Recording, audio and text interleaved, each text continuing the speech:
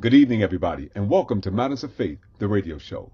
Matters of Faith is a show designed to bring issues of interest to you, the listening and viewing audience, that will put a biblical perspective on everyday issues.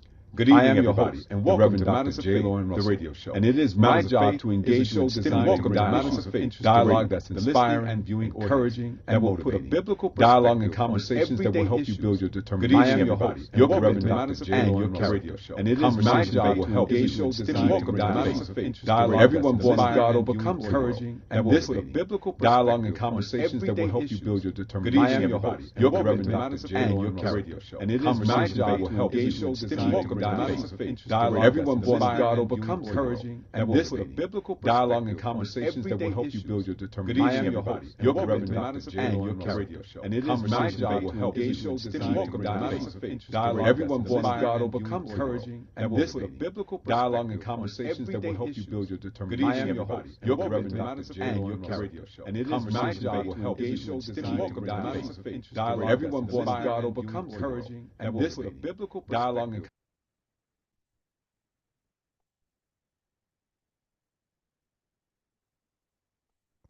Good evening, everybody, and welcome to Matters of Faith, the radio show. Matters of Faith is a show designed to bring issues of interest to you, the listening and viewing audience, that will put a biblical perspective on everyday issues. I am your host, the Reverend Dr. J. Lauren Russell, and it is my job to engage you in stimulating dialogue that's inspiring, encouraging, and motivating, dialogue and conversations that will help you build your determination, your commitment, and your character, conversations that will help you keep the faith. Everyone born of God overcomes the world. This is the victory that has overcome the world, even our faith. 1 John chapter 5, verse 4. And now, ladies and gentlemen, brothers and sisters, without further ado, it is time for Matters of Faith, the radio show. It's Monday, it's September 29th, it's 8 o'clock, and it's time for Matters of Faith, the radio show. I am your host and executive producer, Reverend Dr. J. Lauren Russell. And tonight we're talking about the devotional and the topic, Purposefully Employed. We're broadcasting live on our Matters of Faith YouTube channel. We're also live on our Matters of Faith and J. Lauren Russell Facebook groups. And tonight my very special guest is the Bronx Borough President, the Honorable Vanessa L. Gibson. Make sure you telephone and tell a friend they do not want to miss this broadcast tonight with our guest, the Honorable Vanessa L. Gibson, and the topic, Purposefully Employed. Matters of Faith family, please support our sponsors and advertisers financially by using their services. Support those who support those things that are being a blessing to you. The JLR Company and J. Lauren R. Consulting LLC for all of your church financial consulting needs. Workshops and seminars, church evaluations. We do property development, we do church loans, we do financial workshops and literacy from a biblical perspective. JLORENR at JLR.LLC. That's JLORENR at JLR.LLC. Or give us a call, 718-328-8096. 718-328-8096. It's not about the castle, it's about the kingdom. Matters of Faith, the book. The hard copy can be obtained by using our Zelle account. That's JLORENR at JLR.LLC. The book costs $24.15. You can also send a check or money order to the JLR Company, Post Office Box 301, New York, New York, 10035. That's the JLR Company, Post Office Box 301, New York, New York, 10035. You can also get it as an ebook. If you get it as an ebook, there's no shipping and no handling, so the book will be $20. You get it at www.smashwords.com/books/view/993177. smashwords.com/books/view/993177. Check out the Eat Okra app for all black-owned restaurants all over the nation. That's right, Eat Okra. Professional, compassionate, and family-friendly services in time of bereavement. John J. Fox & Sons Incorporated Funeral Services have been proudly serving the Bronx community for 125 years. If you're in need, give them a call. They're family-friendly, they're compassionate, they're professional. 718-733-9114. When you're in need, John J. Fox and Sons, 718-733-9114. Your focus and your attention on your business is profitability. Your church is on spiritual excellence. But let E.G. Edwards and Associates handle your accounting and taxation needs with competence and professional excellence. Financial Solutions is just a phone call away. 718-949-5181. 718-949-5181. E.G. Edwards and Associates are here to help. Just dial 718-949-5181. And get your subscription to Better Mag magazine today. A 2-year subscription is only $27.50. That's $27.50. Go to www.abettermag.com. That's www.abettermag.com. And lastly, please subscribe, like, and share our Matters of Faith YouTube channel. That's subscribe, like, and share the Matters of Faith YouTube channel. And while you're at it, subscribe, please, ma'am, please, sir, to mattersoffaith.blog. That's mattersoffaith.blog. You will get a notification every time one of our articles is published. mattersoffaith.blog.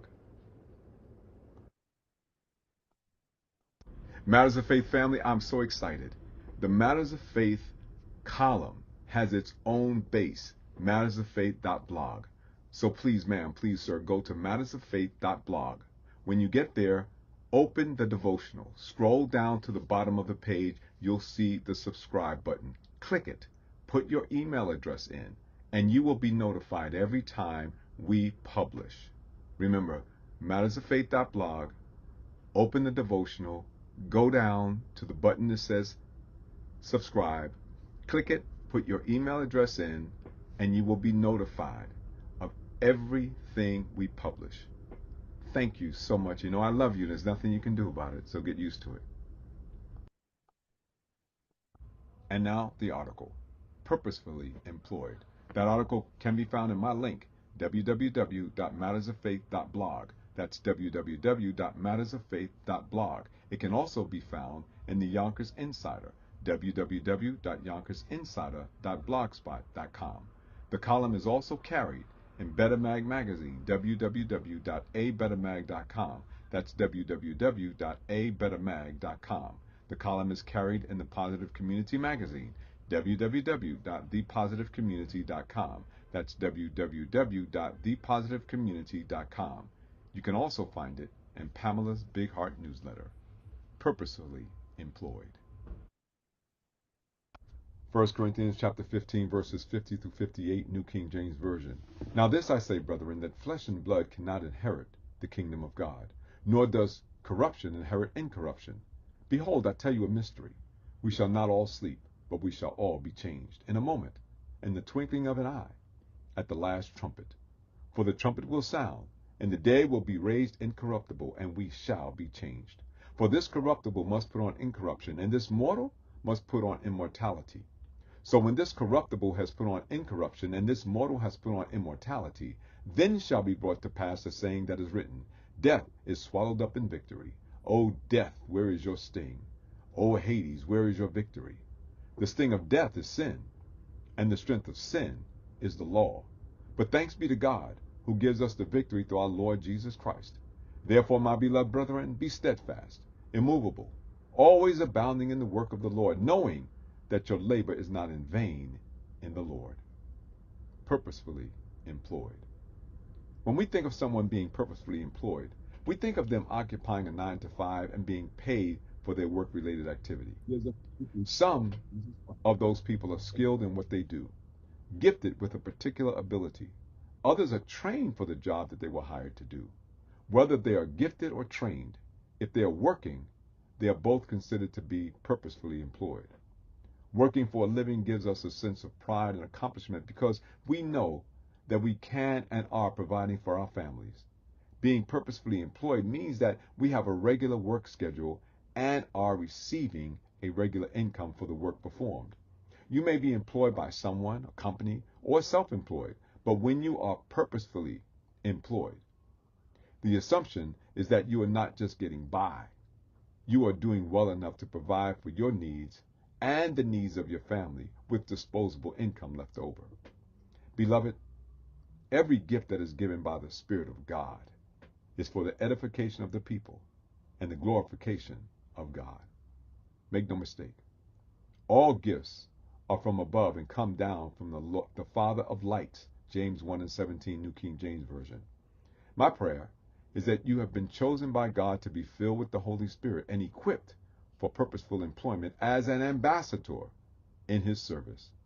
If your gift is prophesying, then prophesy in accordance with your faith. If it is serving, then serve. If it is teaching, then teach. If it is to encourage, then give encouragement. If it is giving, then give generously. If it is to lead, do it diligently. If it is to show mercy, do it cheerfully.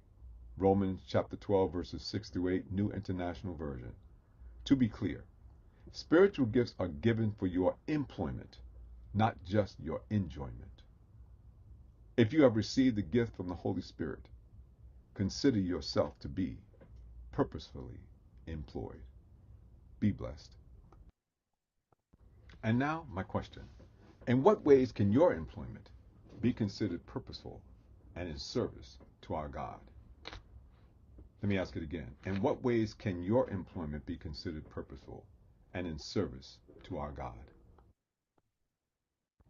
Now, Matters of Faith family, this really gives me a great deal of pleasure to introduce to some a woman who really needs no introduction, but I'm going to do it anyway. The 14th Borough President of the Bronx, New York, Vanessa L. Gibson, who was elected on November 2nd, 2021, entrusted with serving the borough's vibrant and diverse population of over 1.4 million residents. A proud native New Yorker, Ms. Gibson has dedicated her career to serving the people of the Bronx, starting on the West Side. Her journey began in January 2001 when she joined the New York State Assembly intern program while a student at the University of Albany. She was assigned to work with then Assemblywoman Aurelia Green, where she gained invaluable experience engaging in legislative work, attending meetings, and connecting with constituents and community groups. After graduating, Ms. Gibson transitioned into the role of legislative aide and later district manager, overseeing the day-to-day operations of the Assembly office. She managed staff and ensured effective constituent services. Following Assemblywoman Green's resignation in May of 2009 after 28 years in office, Ms. Gibson ran for the New York State Assembly, winning a special election on June 2nd, 2009 to represent the 77th District. During her 2 terms in the Assembly, Ms. Gibson advocated for crucial issues affecting the community. In 2013, she ran for an open seat in the New York City Council, succeeding the term-limited council member Helen Diane Foster. She was elected to the council in November of 2013. As a council member, Ms. Gibson became a leading voice in key areas such as education, affordable housing, public safety, and criminal justice reform. She championed alternatives to incarceration, tenant protections, and enhanced police training. She made history as the first African American woman to chair the New York City Public Safety Committee for the New York City Council. In 2017, Ms. Gibson worked with then Councilmember Mark Levine to pass the landmark Rights to Counsel legislation, providing free legal representation for low-income tenants facing eviction in housing court. She also led efforts to establish a comprehensive 10-year food strategy for New York City, focusing on improving access to healthy food, supporting community gardens, and addressing food deserts. In 2020, Ms. Gibson announced her candidacy for Bronx Borough President, bringing forward a vision to tackle pressing issues including public safety, food equity, housing insecurity, health and wellness, gender equity, and support for the LGBTQIA+ community. After securing victories in both the primary and general elections, she made history again as the first woman and the first African American to hold the office of Bronx Borough President. Since taking office, Borough President Gibson has launched numerous initiatives to improve the lives of Bronx residents. She spearheaded a campaign to combat hunger and improve nutrition, working in partnership with local farmers markets. Recognizing the importance of bridging the digital divide, she secured over $50 million in capital funding to enhance technology in Bronx schools, ensuring students have access to modern learning tools. She has also championed efforts to reimagine the historic Kingsbridge Armory with plans to transform it into an economic powerhouse for the borough. Borough President Gibson has been a staunch advocate for public safety. She works closely with the New York City Police Department, anti-gun violence organizations, and violence interrupters to reduce crime and create safer communities. Her initiatives include securing funding for security cameras and advocating for stronger fire safety laws following the devastating Twin Parks fire. Additionally, she hosts 5 safety workshops to raise awareness about prevention. Borough President Gibson is also working closely with the New York State Department of Labor to create pathways to employment for job seekers across the borough. By connecting residents with job opportunities and providing workforce development resources, she aims to reduce unemployment and help individuals build sustainable careers. She also collaborates with the Bronx Economic Development Corporation to offer financial support to struggling businesses, helping them recover and flourish in a post-pandemic economy. Through her leadership and tireless commitment to the Bronx, Borough President Vanessa L. Gibson continues to shape a brighter future for the borough and its residents. And I would be remiss if I did not tell you that Borough President Gibson attributes all of these accomplishments to the result of her being purposefully employed as an ambassador for Christ. So, Matters of Faith family, would you welcome with me this evening my very special guest, and I mean very special guest, the Borough President of the Bronx, New York, and my friend, the Honorable Vanessa L. Gibson. Okay, I wanted to do it all because I wanted them to know all that you have been doing. Ooh, that was long, Pastor, That's all long. right. That's all right. That's all right. That's all right. Some things need to be said, and that needs to be said. So listen, I did all of that. I did all of that. But here's the thing. Okay. Tell us something about you that we don't know and we really should know. I love that. I feel like the Bronx knows so much about me. Let's see. What do I want Bronxites to know about me that they don't already know? I like traveling. You know, that's the first time I've ever seen you not know what to say. I think that's a good. Yeah, that is true. When I talk about myself, you will definitely have me at a loss for words. So I'll stop that share so we can talk. Anything at all. You know, it's funny. I remember talking with a young lady. Um, we were giving her an award. I was on the board of directors of the Community League of the Heights. It was Hmm. an award to a young lady. She went on to play. She played for Rutgers basketball team, and she was going to play for the Lib. She played for the New York Liberty. And I asked her mom, "Tell me something about her that we don't know." And her mom looked at me and said, "She's afraid of clowns." I said, "Really?" And I thought about it because she had won the MVP for the McDonald's All-Star game. Do you know Okay. the trophy when you win the McDonald's All-Star? Yeah. You know who gives you the trophy? Ronald McDonald. I was gonna say a clown. And so, for those who might be a little younger, Ronald McDonald is the McDonald's clown that was like the. Hmm. Hmm. So Ronald McDonald gave her the trophy, which she did not receive because she ran. It took off. So that was quite comical to me to know that she had a fear of clowns. So I asked her mom, I asked her later on, I said, "Did you watch it, the movie?" She said, "Yeah." Scared a lot of our kids. So that's why I asked the question. Is there anything about you that we don't know and we should know, even if it's being afraid of clowns? Yeah, no, I'm not afraid of clowns. I used to be afraid of heights. I still am to a little bit. I'm not a big animal lover. I don't like the wilderness, camping and all that stuff. No, not my forte. Got it. Got it. Mm-mm. Got it. Got it. Well, listen, I want to thank you for being with me tonight. I really do. I know your schedule is busy. You did your own broadcast this evening. Yeah, I'm still at News 12 now. I'm in Soundview at the studio. I appreciate that. I appreciate that. That went well. I presume that went very well. Hmm. It did.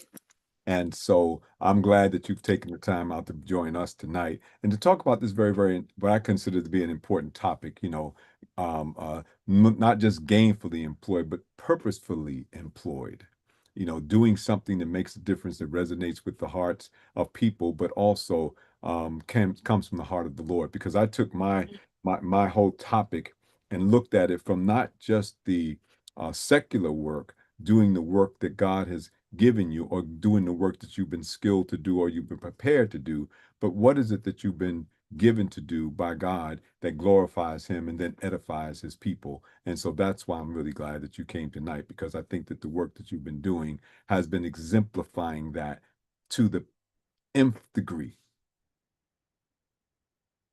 I'm a fan. So, and you froze.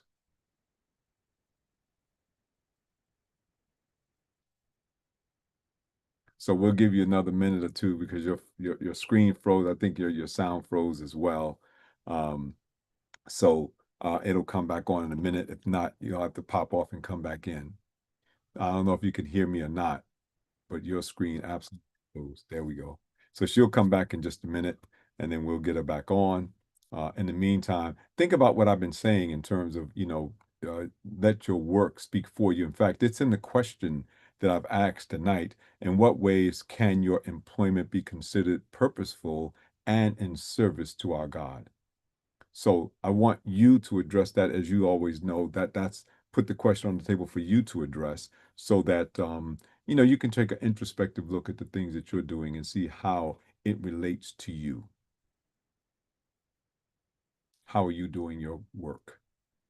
And how is it intertwined with the work that the Lord has placed on your heart? Or is it one and the same? I'll just say that I won't do anything unless it fits into what I consider to be my purpose for living, my purpose for being here. If it doesn't fit, I won't do it. If it does not fit, I will not do it. So I think that everyone needs to have a personal mission statement that defines who you are, not what you do, but who you are. Because in the who you are, that makes it easier for you to determine what you will or will not do.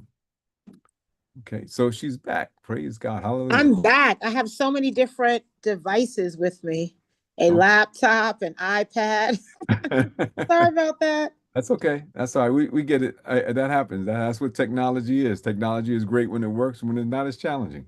So, That is true. True, true, true. but I'm glad that you're with us. So listen, I was just pontificating a little bit and really just stretching out on the question that we asked tonight while you were rebooting and coming back on. But I'm gonna turn it over to you and let you share with us as you saw fit, because you got the article and you read it, and just find out what your thoughts were, and then we can go from there. No, I think when you talk about purposefully employed, it means that you recognize that in everything you do, there is an assignment that you're given, and it is to make a difference in the lives of someone else. It is to be a change maker, right? I believe in everything that we do in life has a purpose, has a time, a reason, and a season. And I think for many of us, we have recognized that purpose, that assignment. Many have not. They're still finding their way. But I think that's okay. I think you have to do it at your leisure and what feels right for you at that moment. I'm a firm believer that there is a difference between a job and a career. And I think everything we do should have a path to prosperity, right? There should be an end goal and what we want to achieve. And when you're talking about being purposefully employed, it's not just about a salary, it's about the service that you are providing. And the service that you are providing, you cannot put a dollar figure on that service. And in the work that we do in serving the public, no matter what, no judgment, no matter where they live, how much is in their bank account, their language, race, ethnicity, none of that matters. And I think the reality is we use our blessings to be a blessing to someone else, to lift someone up during a time of challenge and great need, and to realize that that fulfillment of what we want to achieve is done through service, right? And so to me, everything that we do has to have an impact because life is so precious and no one is guaranteed tomorrow. And I feel that we always have to make sure that we are living and we are doing this work to the very fullest extent that we can. I totally agree. You know, you said something. I used to tell this to my agents when I had my agency. I would tell them all the time, if you work for money, if that's your goal, you'll never get enough of it. You'll never, True.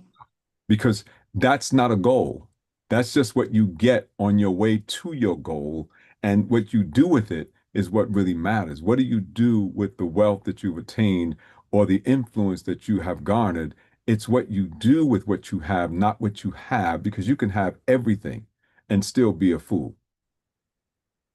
I mean, That's right. you see a whole I lot of agree. I see a whole lot of that today. A lot of people have a lot of things, but the things I think have them as opposed to they possessing the things are possessing them. And so Hmm.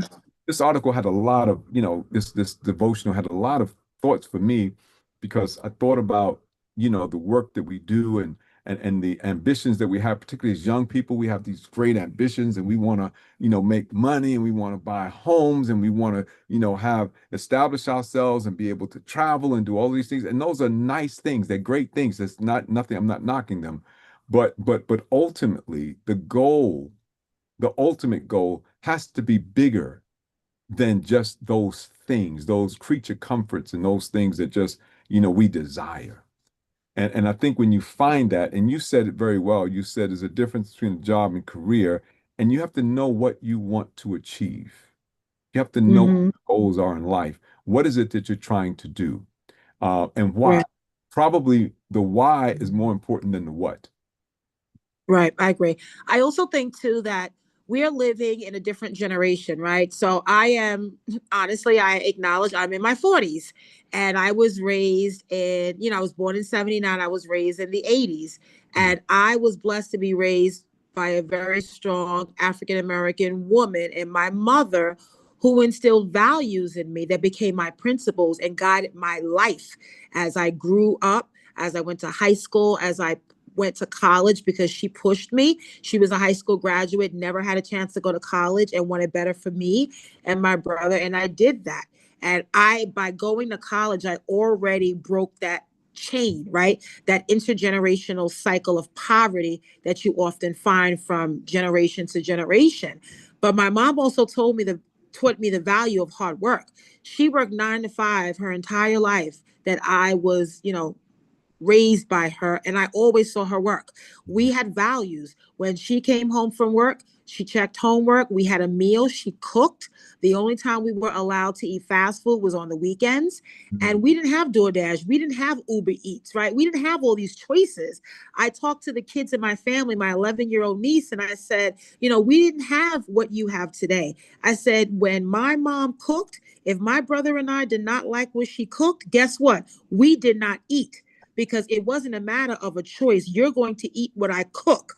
And those values have groomed me into who I am today. And I see the next generation of parents that are raising children, and it's different. We were taught differently. Mhm. And I'm not saying it's good, bad, it's different. And I feel like our young people today have far too many choices, and there are far too many parents that want to be friends with their children. Mm. You are the child and I am the adult, and you have to have standards. And there's far too many young people that are growing up in the streets, growing up through social media, growing up in the video game era. We took it back to the block. We still played Skelly, Pastor. We played spades, right? I didn't know we didn't have, we didn't have roadblocks and all these other video games. We had Pac-Man, Right. and I love me some Pac-Man. But I just think it's different. And so what I learned, and I say the reason why I say that and preface it in the vein of the pandemic. The pandemic crippled us, but it taught us how to engage more in technology. But as an employer and a leader in the Bronx, what I found post pandemic is the challenge to hire, younger professionals, because there is this resistance to come into an office setting. And the applicants that we have interviewed usually want a six-figure salary and they don't want to show up in an office. And our job is very community oriented, very forward facing. We interact with the public all the time, and we have a remote option. It's one day. We started out with 2 days at in person, then we went to 3, and now we're at 4. So everyone in my office has a remote day because we recognize the importance of just that day. And we didn't have that. We work Monday to Friday, 9 to 5. We didn't have no such thing as a remote day. We didn't know what that was. And so I feel like times are different and we are embracing that in a way. But I also feel like there's a part of our population that wants instant gratification. They want the $100,000 job right away. They don't always want to work for it. And we come from a different era where my first job out of college, I made $25,000 a year, but yet I have $50,000 in debt. But I knew I had to keep going because I knew that was just a stepping stone for me. That was the floor, not the ceiling, but I worked for it. I didn't ask anyone for favors. All I asked was for an opportunity. Give me a job and I'll show you what I can do. And I just feel like a part of us, we've lost that value now where we just have different values and we want just instant gratification. And that's not how it works. No, not at all. Not at all. But it's interesting because I'm a few years older than you are. And so Pac-Man wasn't even around when I was a little kid. I think You had Tetris? You had Nintendo? before that, we had pinball. We played pinball. So when we had Tetris, when that came out, was just a little bouncing ball. You played tennis. That was it. That was the technology that was on the table. And so I've seen some changes over the time, and you're right. You have to embrace the change. I'm not one to think that, well, let me put it this way. I remember when we finally got PCs in our office, right? We had a PC. You'll find this comical. It had floppy disks. I remember the floppy disk. Put one in this side, and then you put one in that side.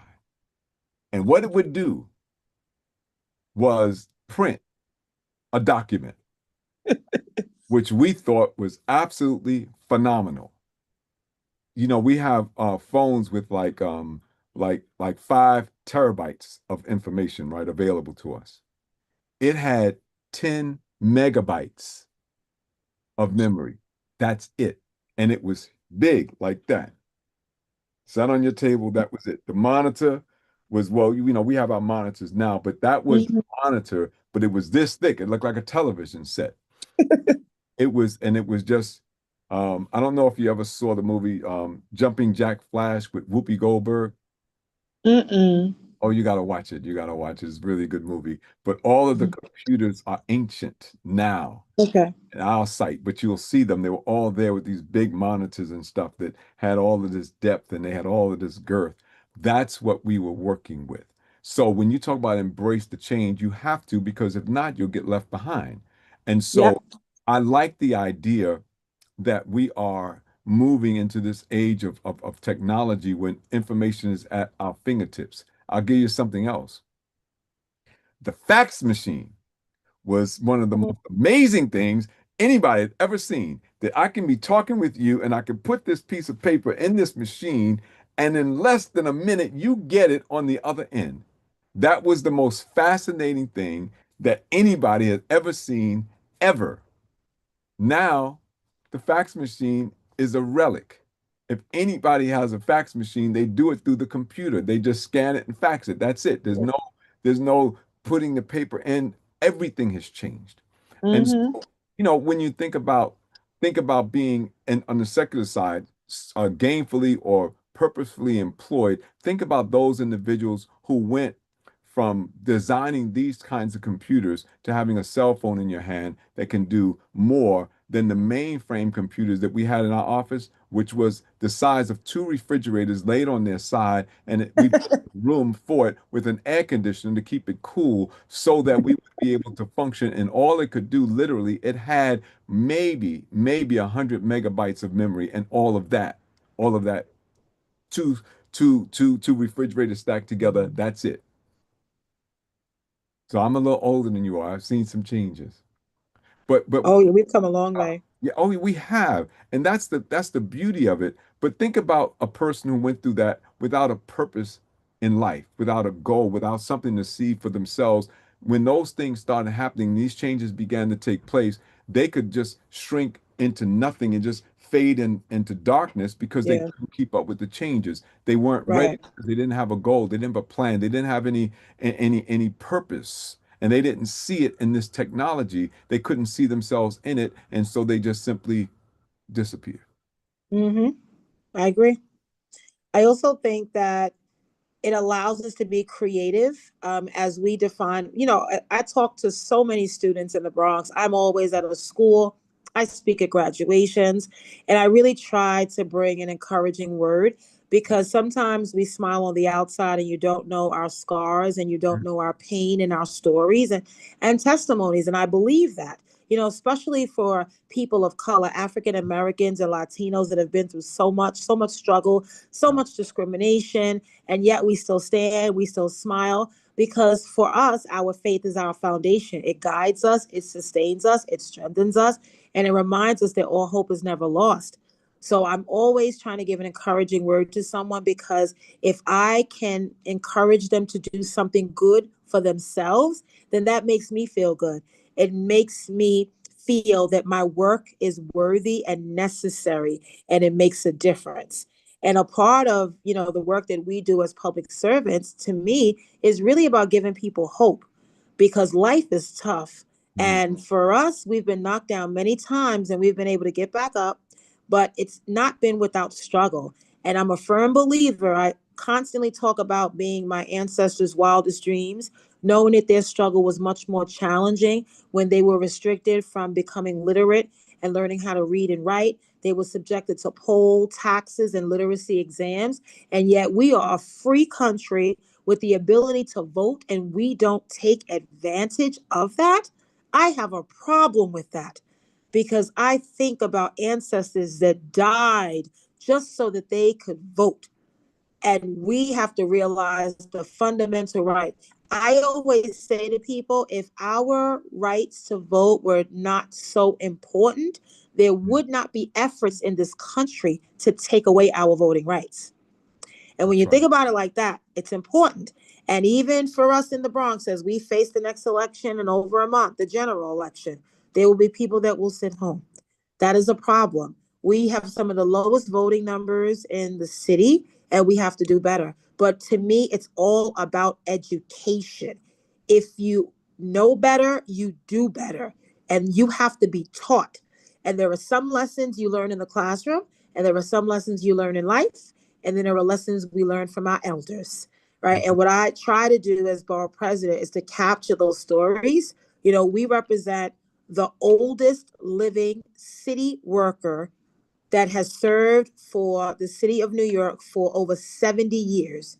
Mm, She started when she was 18 out of high school and started with a city agency, and she's been working for 72 years.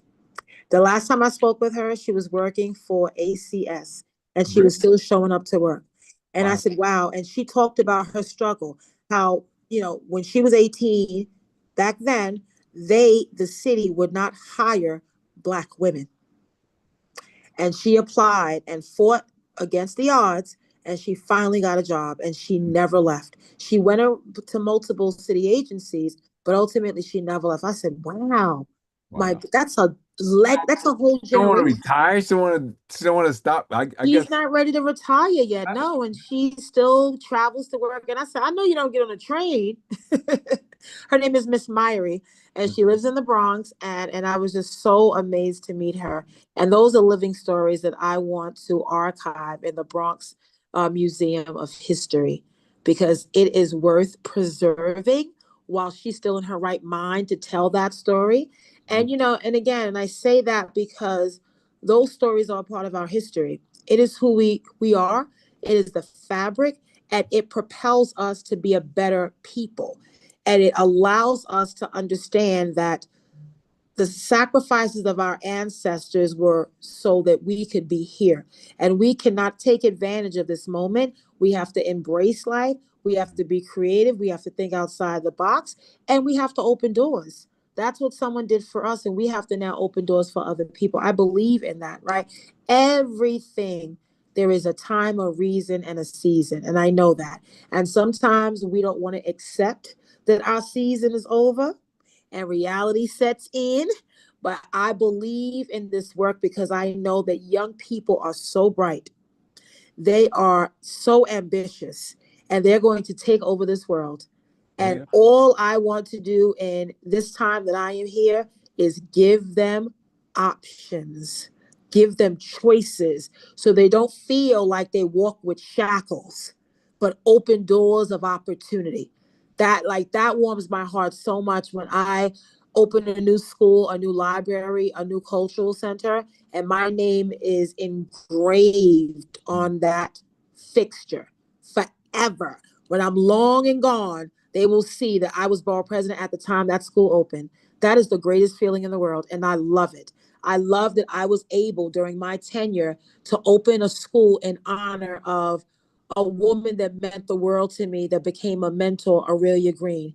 It is a fixed, it is forever, and I honor her. I'm a big believer in legacy. I believe in legacy. So I honor my ancestors. I honor the elders that came before me, that groomed me. And now I want to in turn groom someone else, right? To me, being purposefully employed is also about passing the torch. It's about setting a standard. It's about pouring into someone else. And it is about making sure that as you climb, you lift someone with you, because it's not about you, but it's about all of us, right? Jay Gooding says it a lot. We're all better together, but we have to realize that we are a part of something much greater than ourselves. No doubt about it. Yep. Miss Myrie, I would love for you to connect her with me because I would love to have her on my podcast. Oh, okay. Yes. I'll check with my comms team. I'm sure we have her contact information. I honored her 2 years ago in February. What's interesting when you said that, what came to my mind is that we rarely do that with our ancestors or with our predecessors, and the generation, my father's generation, my father, if he were alive, would be 96 years old. So they're dying out, and their stories, if they're not shared, will literally will die with them. But we've got to share those stories. I remember going to a cousin's house once, and me and another one of my cousins, she was one of my senior cousins, elder cousins, and we didn't have these phones like we have now. Technology has improved, right? We had the camcorders. So I bought the camcorder and I put it on her and just asked her questions about my family that she was able to share with us in detail, which I still have it. It's on one of those, those little beta video recorders, beta tapes. I have it, and that's what we have. But we have to do that. We have to preserve it, particularly in light of the fact that some people are trying to take away the histories that we have, so that nobody will know where we were, where we come from, and what we've been through, and why we are so proud to be where we are today. Right. Agreed. I thank you for bringing her up. That's great. And you're right. We have to learn how to pass that torch, because not any one of us is going to be here forever. And I agree. Is to prepare the next generation to take over and to go further than we've ever been able to go. That's right. That's all I want. Absolutely. Like I am even more now. It's so meaningful to me because, I lost my mom. There is nothing like a mom in this world, and I miss her every day. And it's been a year, and a day doesn't go by that I don't think about her. I don't emulate her. I don't quote her. And her greatest joy was knowing that her oldest grandchild could go to college, something she never had a chance to do. And my nephew, she passed away right as he graduated from high school. My nephew, her grandbaby, is a sophomore at the University at Albany, my alma mater. And as long as I have breath and I am able, I will always make sure that my nephew, her grandchildren are good. My niece, I have a new nephew that's 2. These are my mom's legacies. and I will make sure that they are good. Like, I've become the matriarch of my family because of how my mom taught me, right? She taught me. And I feel like now I have to teach them, right? It's about lessons learned. That is lost in this generation of new families, right? There's no history that's being passed down. There's no legacy that's being passed down, right? And it is that intergenerational cycle of poverty where, your grandparents didn't have a high school education and you are carrying that same pattern. It has to get better. It always should be better, right? That is why we focus on so many college and career pathways so young people have better options. And we're looking at emerging career pathways like tech, robotics, life sciences, research, right? We know our young kids can do anything. You can put a computer in front of them and they not only can design it, they can build it, everything. Just give them a chance. And sometimes it feels like they're not getting a fair shot because of where they live, who they are, the violence that we're seeing among young people. They're getting younger and younger and younger. Yeah. And that is very concerning. And so intervention is important. Parents support. People often talk about parenting skills. We don't have those options where parents are learning how to raise their children. Think about the parents that are immigrants that see homework from their children and cannot help them. They don't know this new math. Like, I don't understand. I haven't been out of school for a long time, right? And so all of these things matter when it comes to that next generation, right? And even though we have some, not a lot, we have some that are on a detour. They're on a destructive path. They can get back on that righteous path. They can get back on that straight and narrow. All they need is intervention. They need someone to help them, encourage them, and motivate them that your circumstance does not define who you are. But if you are smart, if you have a plan, if you work hard, your hard work will pay off. I believe that. And I know it. And I know it's possible because I see so many living examples every day of a young person that's from our borough, person of color, graduated. They're at Harvard, they're at Penn State, they're at an HBCU, and they represent the Bronx. These are the stories, Pastor, that don't make the news. They're not newsworthy, but they are to me. They are to me, because that's a life saved. That's a child that's not sent upstate, that's not on Rikers Island, that's not at Horizon, but that's a child on a path to a career and prosperity and success. Right.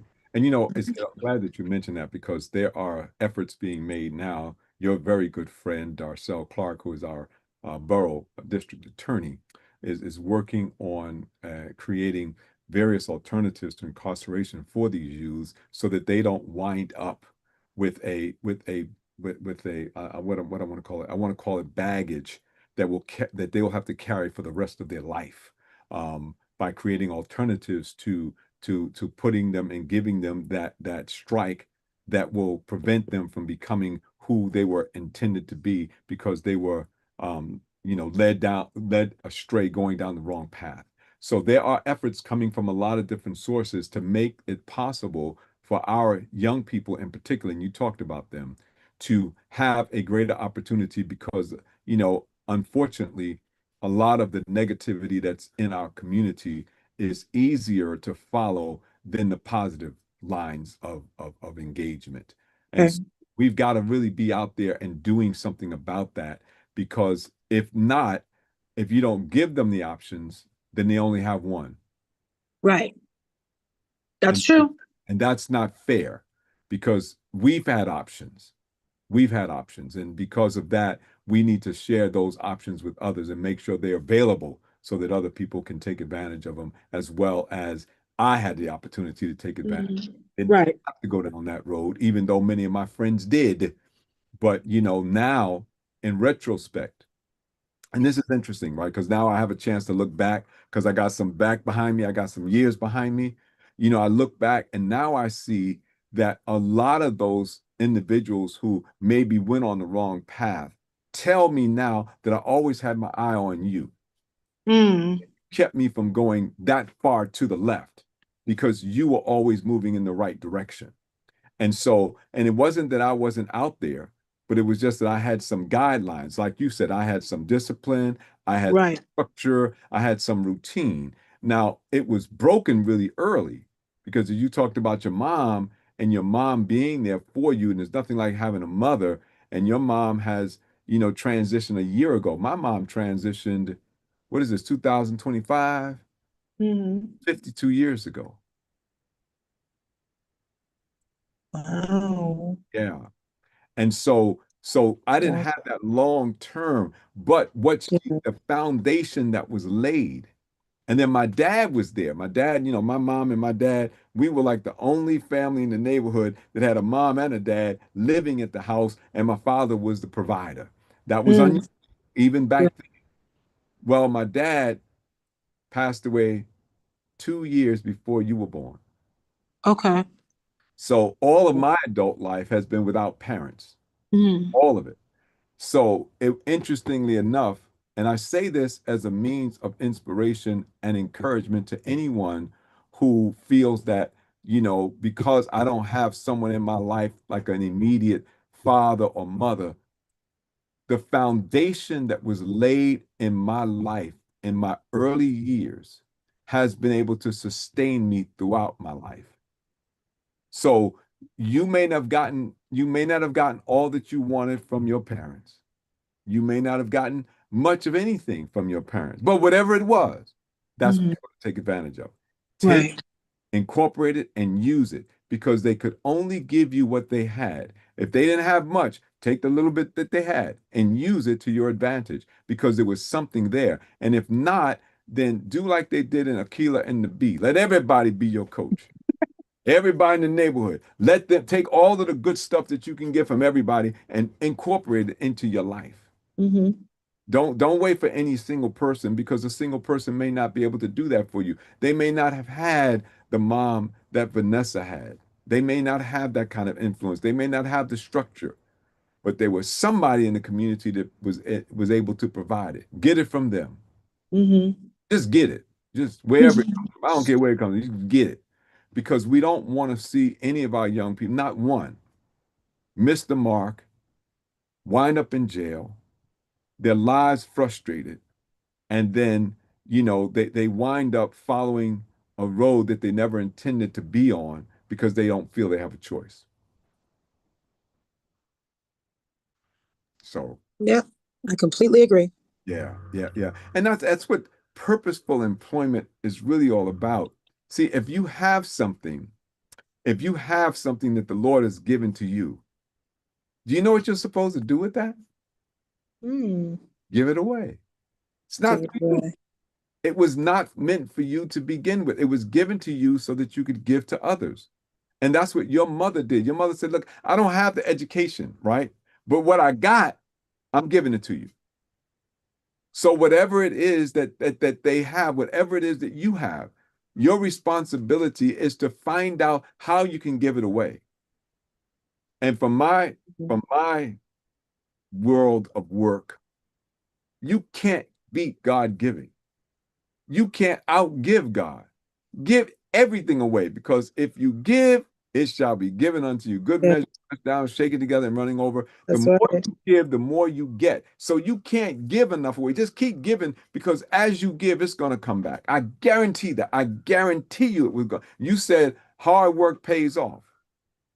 Keep giving and watch what Sure happens. does. Keep giving. When you feel like, I can't do this anymore because I think people are taking advantage of me. Double up on the giving. Give even more. Mm-hmm. Don't worry about what people take advantage of. That's between them and their God. But you keep doing what the Lord has given you to do. That's how you prosper. That's how you benefit. That's how you grow. That's Yeah. how you become. It's not even getting to the goal that you've set for yourself, it's the journey that you take to get there. Just keep on giving. Mm-hmm.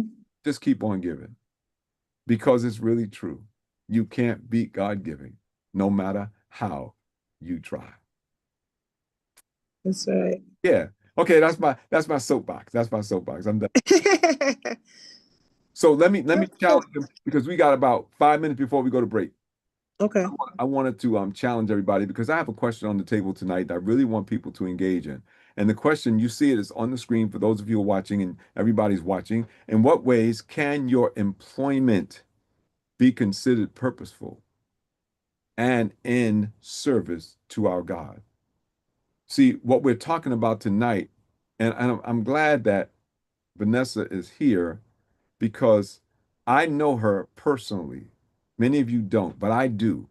And I can say to you without equivocation, without any reservation, that she is so passionate about the work that she does that you can feel the Spirit of God coming out of her when she speaks, when she engages, when she's doing what she does, when she's hosting people in her office. You can feel the Spirit of the Lord working through her.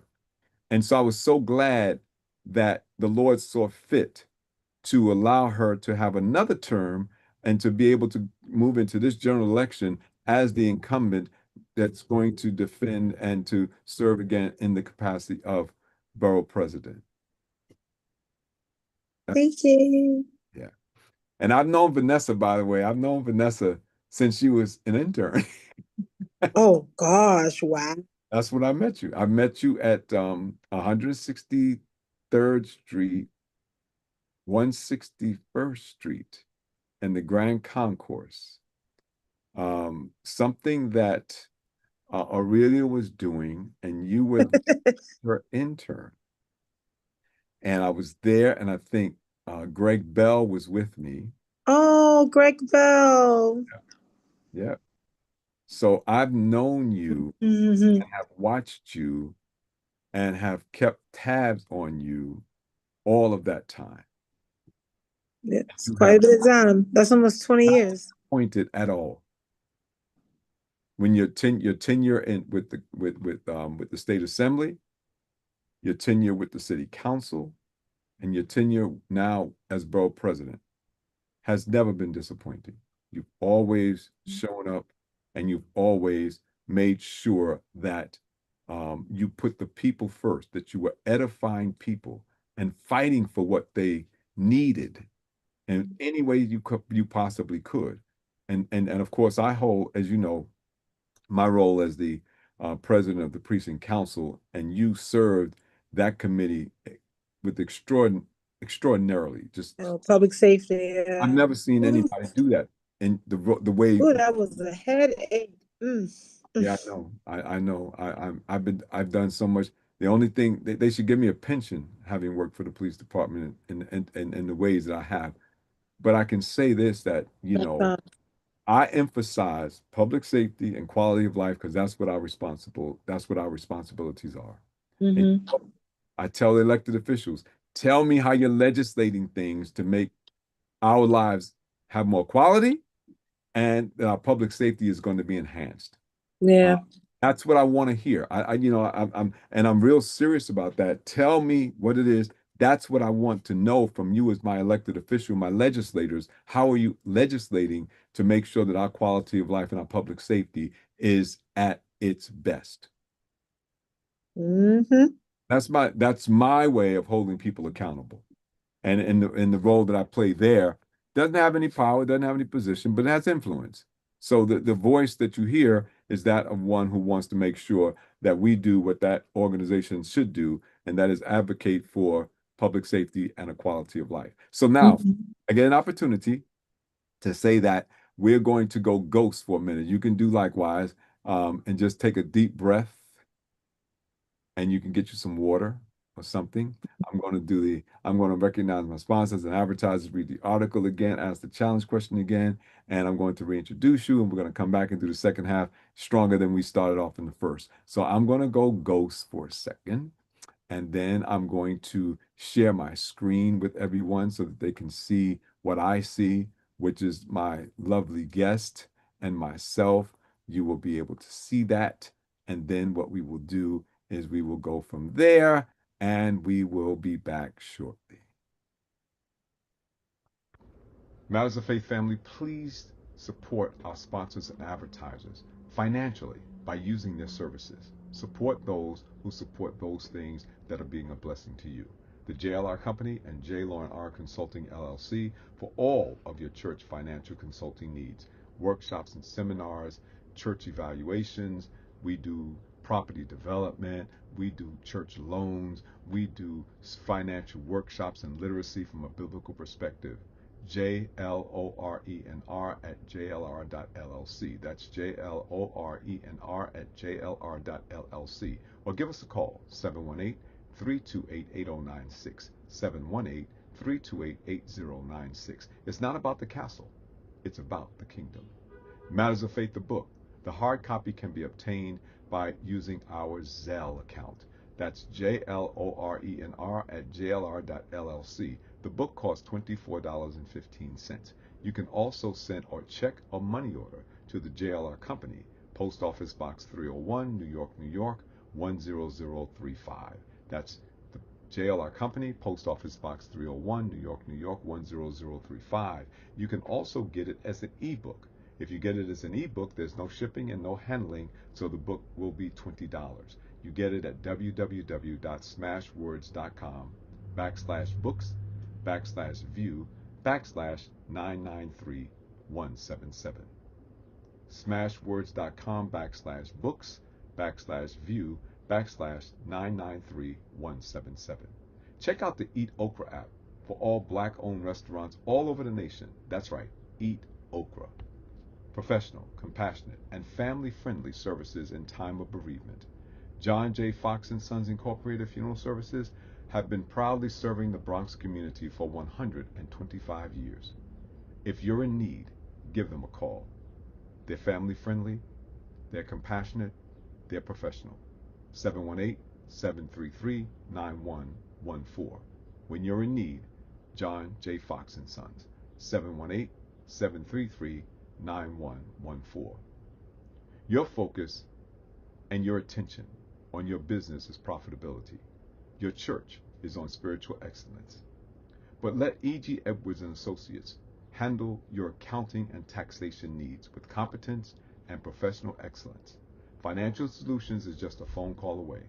718-949-5181. 718-949-5181. E.G. Edwards and Associates are here to help. Just dial 718-949-5181. And get your subscription to Better Mag magazine today. A 2-year subscription is only $27.50. That's $27.50. Go to www.abettermag.com. That's www.abettermag.com. And lastly, please subscribe, like, and share our Matters of Faith YouTube channel. That's subscribe, like, and share the Matters of Faith YouTube channel. And while you're at it, subscribe, please, ma'am, please, sir, to mattersoffaith.blog. That's mattersoffaith.blog. You will get a notification every time one of our articles is published. mattersoffaith.blog.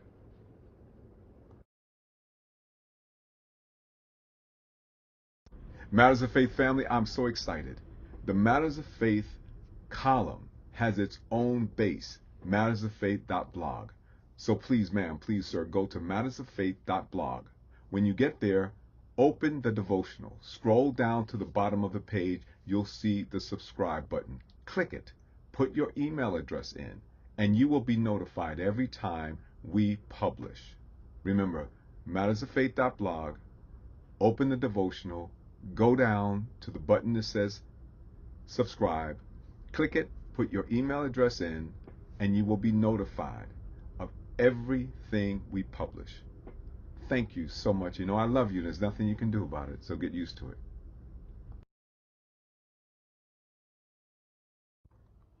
We've got a big discount, 50% off of the ebook Matters of Faith, the book, if you use the coupon UDATE.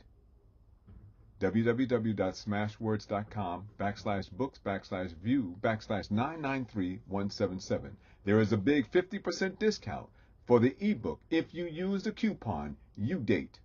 www.smashwords.com/books/view/993177. Don't miss the sale. And now, the devotional for the last time tonight, Purposefully Employed. The devotional can be found in my link, www.mattersoffaith.blog. That's www.mattersoffaith.blog. It can also be found in the Yonkers Insider, www.yonkersinsider.blogspot.com. That's www.yonkersinsider.blogspot.com. It's found in Better Mag Magazine, www.abettermag.com. That's www.abettermag.com. It can also be found in the Positive Community Magazine, www.thepositivecommunity.com, www.thepositivecommunity.com. The column can also be found in Pamela's Big Heart newsletter. Purposefully Employed. 1 Corinthians chapter 15, verses 50 through 58, New King James Version. Now this I say, brethren, that flesh and blood cannot inherit the kingdom of God, nor does corruption inherit incorruption. Behold, I tell you a mystery. We shall not all sleep, but we shall all be changed in a moment, in the twinkling of an eye, at the last trumpet. For the trumpet will sound, and the dead will be raised incorruptible, and we shall be changed. For this corruptible must put on incorruption, and this mortal must put on immortality. So when this corruptible has put on incorruption, and this mortal has put on immortality, then shall be brought to pass the saying that is written, Death is swallowed up in victory. O death, where is your sting? O Hades, where is your victory? The sting of death is sin, and the strength of sin is the law. But thanks be to God, who gives us the victory through our Lord Jesus Christ. Therefore, my beloved brethren, be steadfast, immovable, always abounding in the work of the Lord, knowing that your labor is not in vain in the Lord. Purposefully employed. When we think of someone being purposefully employed, we think of them occupying a 9-to-5 and being paid for their work-related activity. Some of those people are skilled in what they do, gifted with a particular ability. Others are trained for the job that they were hired to do. Whether they are gifted or trained, if they are working, they are both considered to be purposefully employed. Working for a living gives us a sense of pride and accomplishment because we know that we can and are providing for our families. Being purposefully employed means that we have a regular work schedule and are receiving a regular income for the work performed. You may be employed by someone, a company, or self-employed, but when you are purposefully employed, the assumption is that you are not just getting by. You are doing well enough to provide for your needs and the needs of your family with disposable income left over. Beloved, every gift that is given by the Spirit of God is for the edification of the people and the glorification of God. Make no mistake. All gifts are from above and come down from the Father of lights, James 1:17, New King James Version. My prayer is that you have been chosen by God to be filled with the Holy Spirit and equipped for purposeful employment as an ambassador in his service. If your gift is prophesying, then prophesy in accordance with your faith. If it is serving, then serve. If it is teaching, then teach. If it is to encourage, then give encouragement. If it is giving, then give generously. If it is to lead, do it diligently. If it is to show mercy, do it cheerfully. Romans chapter 12, verses 6 through 8, New International Version.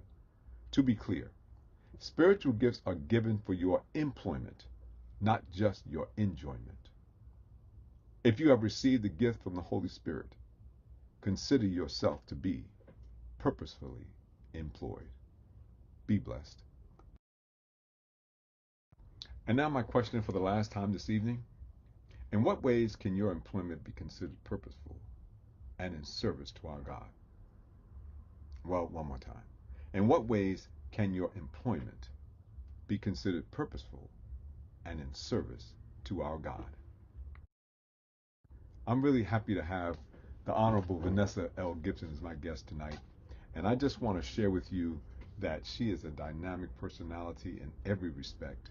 And she does so much for the community. I'm glad to have her tonight. So let me, without further ado, just reintroduce to you my guest and this dynamic sister and woman of God, the Honorable Vanessa L. Gibson, the president of the borough of the Boogie Down Bronx. Boogie Down Bronx. The Good boogie evening, down, the boogie everyone. down, the boogie Yes, the down. boogie down. I love this collage. You like it? It's nice. Very, very nice. So why don't you talk about it since I put it up there? Talk about it. And this is just a fraction. When I look back over my tenure as an elected official, I've been in this business since 2003, starting out as an intern for Aurelia Green in college at U Albany, graduating, getting a job, and just being groomed by her. And I look back over my career, and I have had so many opportunities to encounter with people of all backgrounds and making a difference, making investments, partnerships, a lot of money invested. And this collage represents a part of my story. The work I did with the NYPD and the City Council, chairing the Public Safety Committee in 2014, the first African American and the first person of color to ever chair public safety. I thought I was being set up when I got the committee from then Speaker Melissa Mark Viverito. I thought she was punking me. I said, "You're giving me public safety with the NYPD, the 5 district attorneys, the special narcotics prosecutor, the CCRB, and the civil legal service providers like the public defenders." I said, "Oh my goodness, I really had no idea what I was in store for." Hmm. And we would see the killing of Eric Garner. We Yeah. would see the assassination of police officers, like Officer Randolph Holder in East Harlem. There was so many in my tenure. I had contentious hearings at City Hall. I would have to clear the chambers and kick people out. I dealt with lots of commissioners from William Bratton to Jimmy O'Neill to Dermot Shea. There were a lot, That was but I can honestly say, as I look back, that was the best committee I ever could chair. And to this day, I thank Melissa for entrusting me with that incredible responsibility. It allowed me to learn about the police department. It allowed me to admire them and love them as family, where I have friends on the job. The COs have become family. And I never would have had that opportunity to understand and know the police department the way I do now if it had not been for my time in the city council. So being with community affairs, National Night Out, Thank a Cop Day, Medal Day, all the events. One of the pictures here is the barbecue reception appreciation that we have for our current community board members, and that is my community board 3 that represents the Morrisania community in Claremont, Crotona Park. And then the other picture, it looks like it's a graphic for one of my unions, the District Council of Carpenters, that endorsed our campaign in June, along with many other unions. And one picture is me and my sister in all things public safety, the District Attorney, Darcel Clark. And she's a friend, she's a sister. I speak to her every day, no matter what, even down to coordinating outfits, because sometimes on occasion you can see us dressed alike, like that picture, where we have the same color on and really look like sisters. And so we coordinate outfits, we coordinate events, we try to attend events together, because usually when I'm out in the borough, public safety comes up, and I always want the DA to be able to answer questions about why is crime going up? What are we doing with raise the age and bail reform? And a lot of really tough conversations that she's unafraid to have. And she's also a history maker too. So I look up to her a lot, because I feel that as African American women, we are held to a different standard, and it's not easy for us being in these positions. And there have been times when there have been threats on our lives, death threats, all sorts of derogatory messages that we get on our office phones, social media, and yet we are still standing and trusting and believing and serving. And then the other picture is from your installation, I believe, when you were the president of the Notary Club, the district governor for the Rotary. district governor. Yes, yes, yes. Yep. And That was, that was a historically significant day, because I was the first African American to ever become the district governor for Rotary in this area in over 100 years. wow, that's amazing. That's Yep. amazing for such a time as this. Wow, look at that. Yep. And in fact, interestingly enough, I got a telephone call from one of the clubs out, and they're actually in Long Island, but they're part of our district. They she's a psychologist, and she created, you'll love this, she created an app. And the app is designed to break the generational divide psychologically.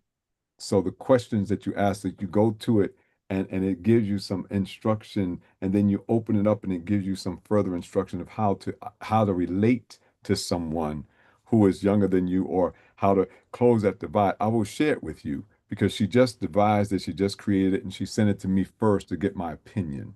And I thought that was an amazing thing, because we need to look at the psychological aspects of our community in a holistic kind of a way to help ourselves actually to get through these very trying times. And the generation gaps that you talked about, right? How do you bridge the generation?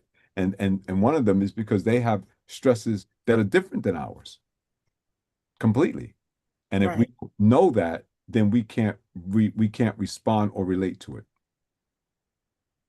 And so that's just one of the things I like, because it's a very diverse, probably the most diverse organization that I've ever been a part of in my life.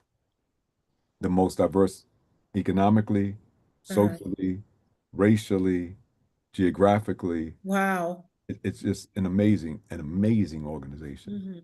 So I got now I have not only friends who are in blue because of my relationship with them, but now I have friends literally from around the world. And they know me and I know them. And they reach out to me. I'm talking about from literally from around the world. Many of them are right here because New York is a world in and of itself. Yes. But then literally I know them because they're in places around the world, but we've come together for the one particular purpose, and that is to serve needy humanity, giving service above self, which is just an amazing thing. And I thank you because you were the one who inducted me as a district governor at that event. And that, of course, my wife standing next to me. Yes. And you know, people thought that was an amazing thing because no one ever done that before, had an elected official, borough president, Yep. to Provide the install them installation. as Yep. the district governor. And I said, well, that's my friend. And of course, your good friend and mine, Darcel Clark, was also there to celebrate with me as I went into this new role that I had at the time. It's only 1 year tenure. So it's only, Oh, okay. Are you allowed to run again? you don't, it's not a running. Actually, you just kind of You get select. appointed? It's kind of, well, you know, you can put your name in the hat. It's not it's not, you can't politic.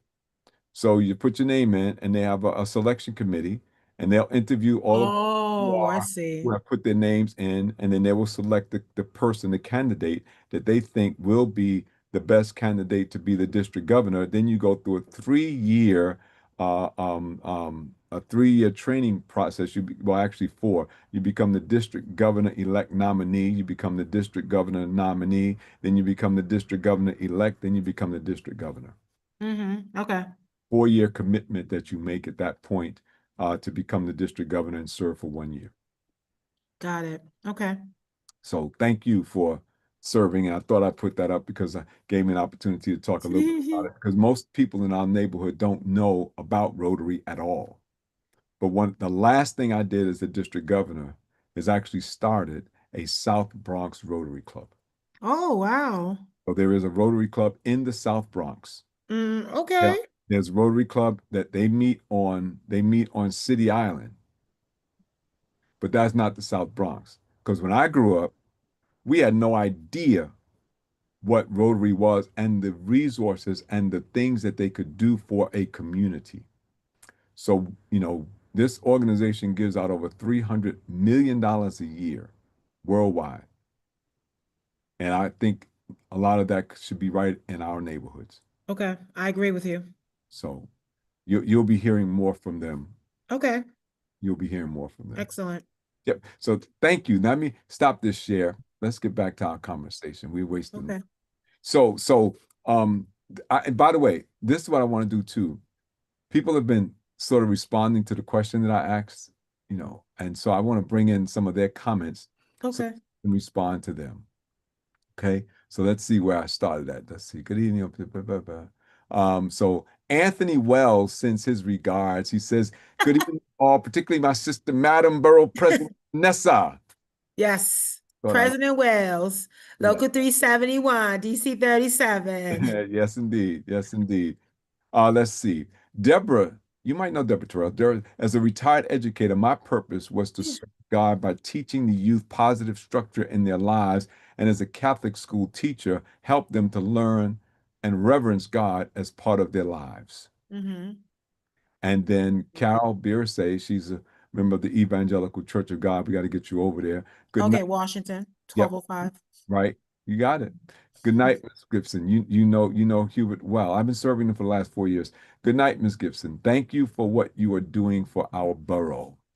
And then Daryl Tracy says, currently retired from employment, but being retired just frees me up to focus more on being of service to my church in whatever capacity. And so, by extension, being of service to my community. Yep. And Carla Clark had a comment, but she retracted it. So I don't know what she wanted to say. So that's what we had so far. Let me see if there's anyone else who made a comment outside of saying good evening. I don't see it. Okay.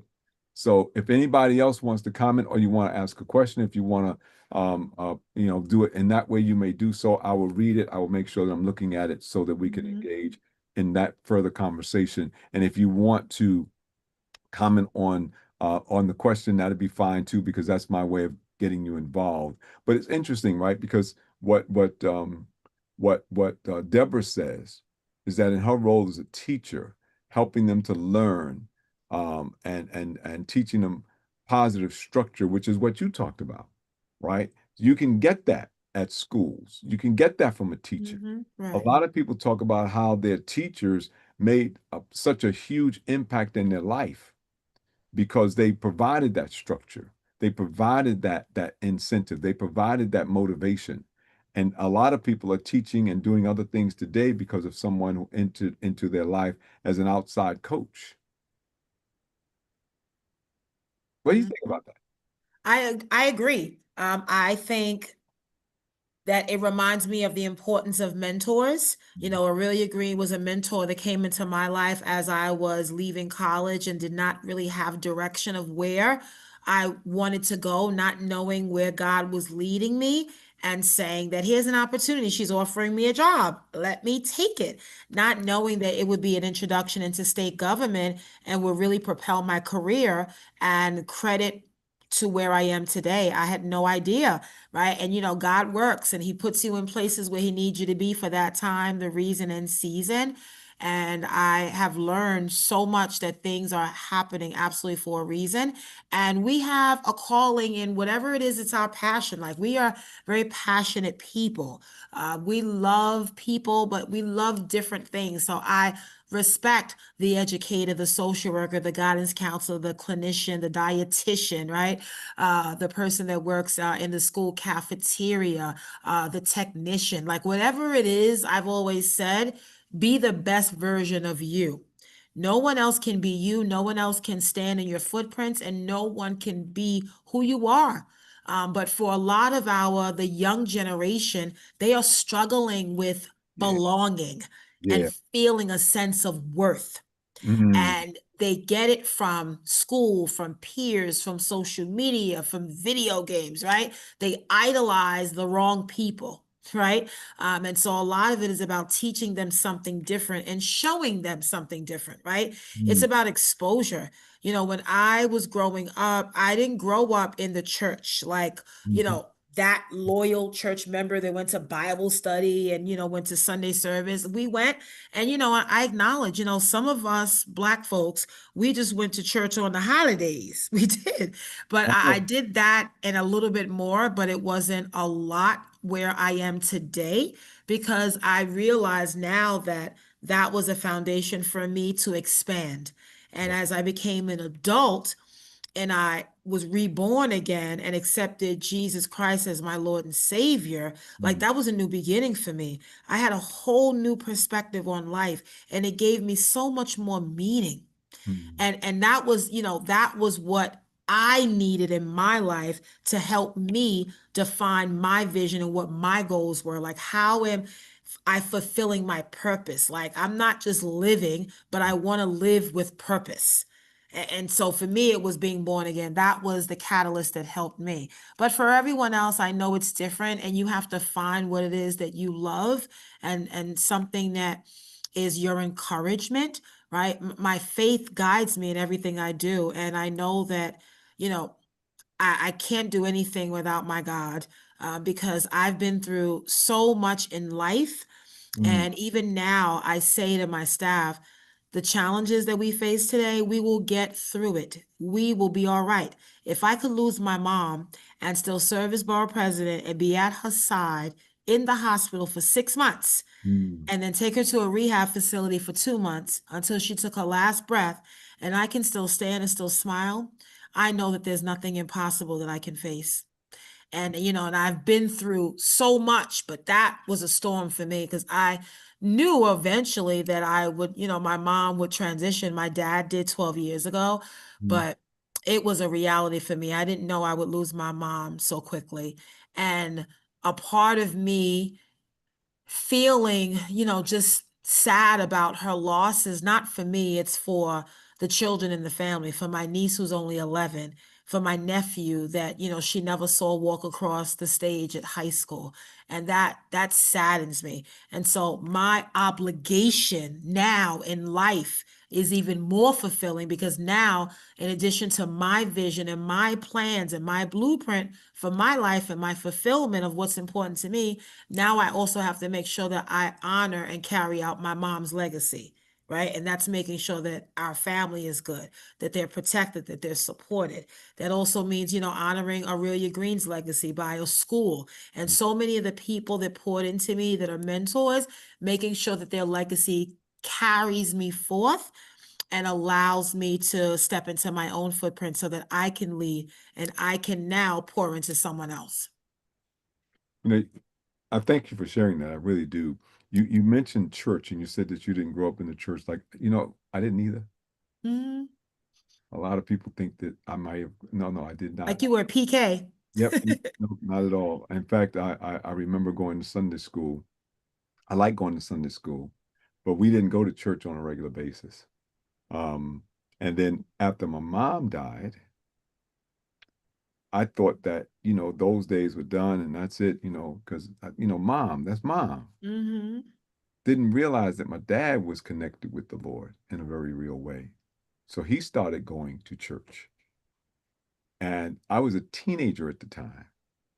And so I was like, I'm not going to no church. What are you talking about? But all of my friends really liked my father. They really liked my father. So when Mr. Russell said he was going to church, would you like to go? All of them piled up in his car. So I had nobody to hang out with, even if I wanted to stay home. I went to church. And when I got there, someone asked me, what was it like when you went, to church on a regular basis like that? I said, I felt like a fish that had been thrown back in the water.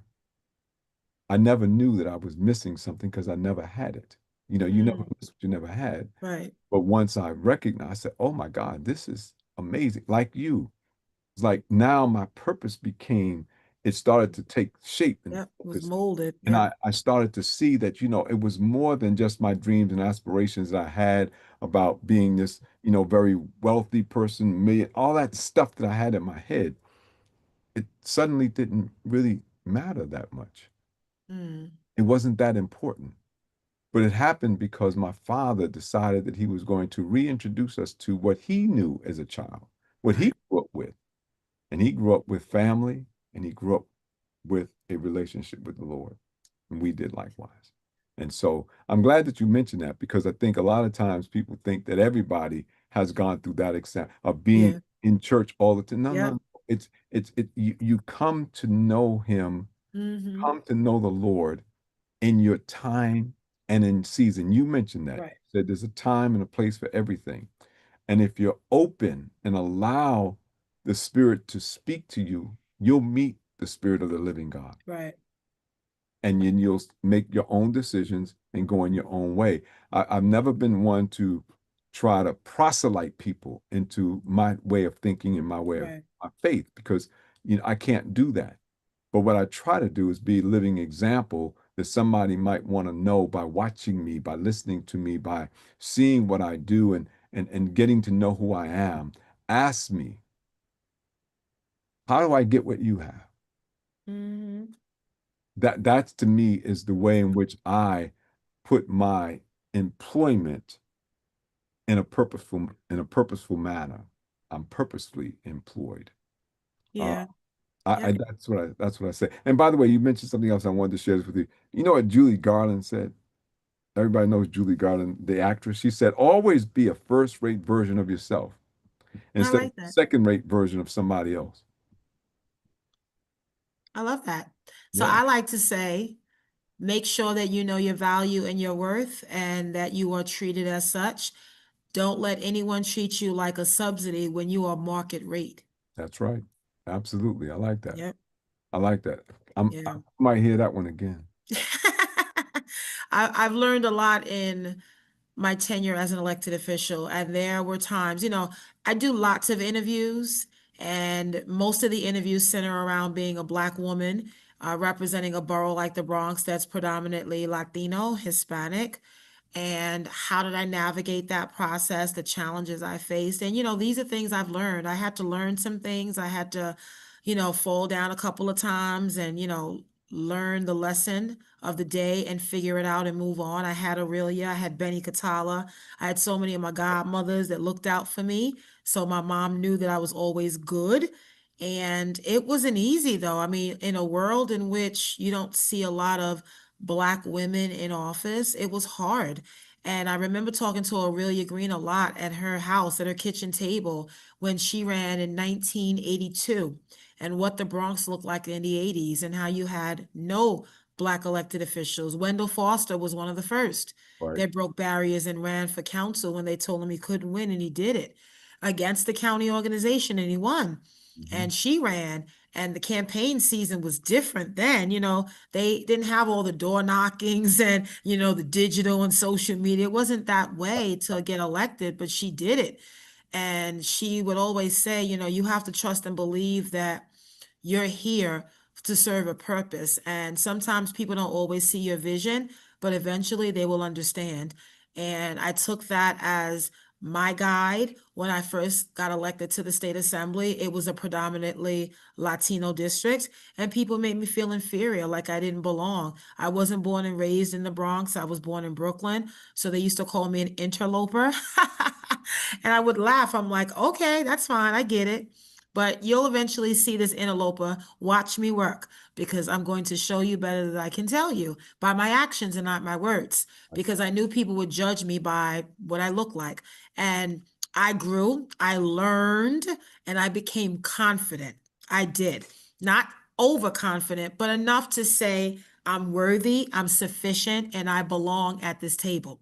And sometimes there will be tables that I will sit at and look around to my left and right and not see anyone that looks like me, but realizing that I was chosen for that moment to sit at that table by myself so that I can bring someone else along that looks like me. And it takes one, it takes, that one person.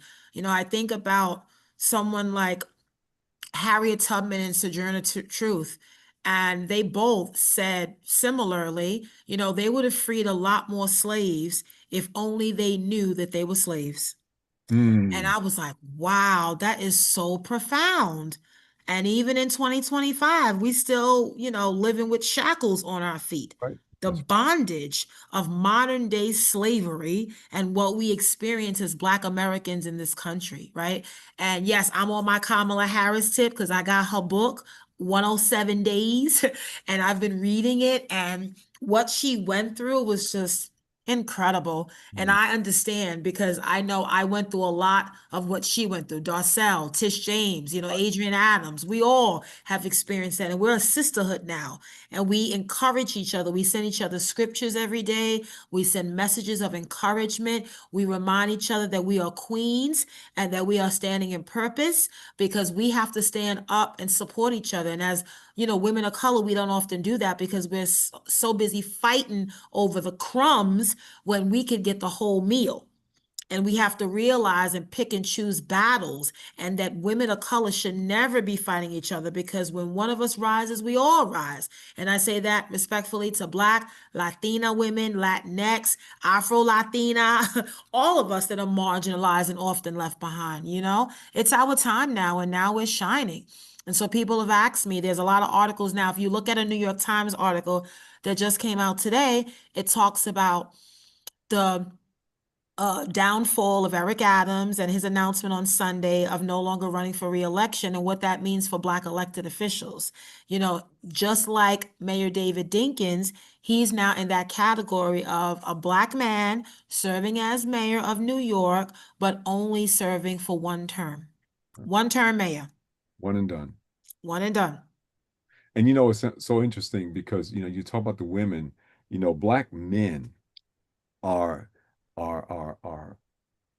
particularly targeted in this community, I agree. society, and oftentimes not allowed to rise up to those levels. And when they are, they're attacked, and they're vilified on a much much stringent level. And my heart, Eric, I know my heart goes out to him. I feel for him, for all of the reasons that everybody knows. But it's interesting because now, how long will it be for another Black man to be able to rise to a level of significant importance in the area of politics, in this city in particular? So it is disappointing. Mm-hmm. But I'm not discouraged. Yeah. Not discouraged. Just a setback. Yeah, but you know what? I wrote an article that said, when you get a setback, don't step back, because you've just been set up for a comeback. Mm-hmm. And that's not new to me.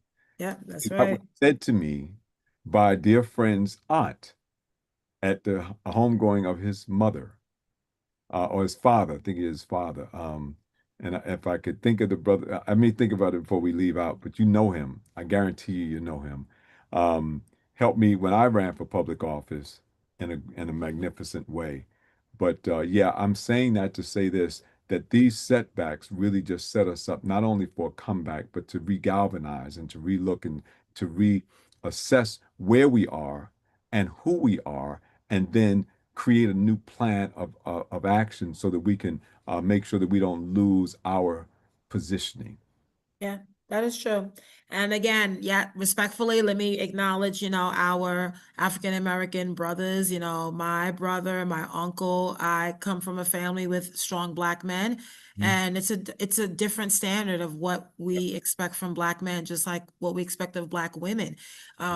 Black men have been, victims in a society of systemic racism, of mass incarceration, of the school to prison pipeline, of not being fathers in the home, single mothers raising kids and lacking fathers in the home. It's a lot. And it's a lot for a Black man to deal with. And I pray for my brothers all the time, because it's much more challenging for them than it is sometimes for women. They are expected to be the breadwinners, the husbands. They are expected to hold the house down, and sometimes they don't have it together, right? And so I have to bring up my sister, the R&B queen, Angie Stone. Her famous song, Black Brother, I Love You. I would never try to hurt you. I want you to know that I'm here for you forever, because you're my Black brother, strong brother.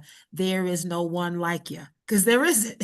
But, just like we always say to our Black men, like, look at how our Black women are treated. The same goes for Black men too. Right. Goes both ways. Right. And when we stand together, we are a team. When we stand together, we can do and accomplish anything. Mm-hmm. And that's what we need not forget, that we are a team, and we're not against each other. We're working for the same purpose. We have the same goals, some objectives, and we've learned over the years how to step back and let somebody else step up in order to get what we need, and not hold that against either one of us, because it's at one point somebody can be there when the other one can't. So let's put that ego stuff aside. It's not an ego trip. This is about getting what is necessary in our communities and our families so that we can move forward collectively as a community, as a whole community, communities of color, the Black community. You talked about, and you itemized and you listed all of them, and that's true, every one of us. Because once we realize that we are not a minority, we are the majority. If we stop looking at ourselves in isolation, we are Yeah. majority. We are clearly a majority. But Pastor, think about this. Society has said that Black men have to be the breadwinner. They have to make more money. So Right. imagine being married or in a relationship with a Black woman that is I making don't more have to than you. imagine that. I'm a Black man. I'm married. Like, and that's the problem, because society says that you have to make Right. more. And so there's an intimidation factor. So, Right. That's right.